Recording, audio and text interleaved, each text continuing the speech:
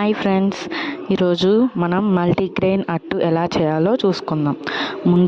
ముందు రోజు మనం బియ్యము, పెసరపప్పు, కందిపప్పు, శనగపప్పు, మినప్పప్పు అన్నీ బాగా కడిగి నానబెట్టుకోవాలి. ఆ నానబెట్టుకున్న మిశ్రమాన్ని పొద్దున్నే మనం ఎండుమిరపకాయలు కొద్దిగా వేసుకొని, టేస్ట్ కోసం అది కూడా కొద్దిగా ఉప్పు వేసుకొని మిక్సీ వేసుకోవాలి. మన అట్టుపిండి, వడల పిండి ఎలా ఉంటుందో అలాగే మెత్తంగా, మరీ మెత్తంగా కాదు, మరీ పిండిగా కాదు, కచ్చా పచ్చాగా ఉండాలి. మనం నవిలేటప్పుడు మనకి ఏంటంటే టేస్ట్ అనేది తెలుస్తుంది.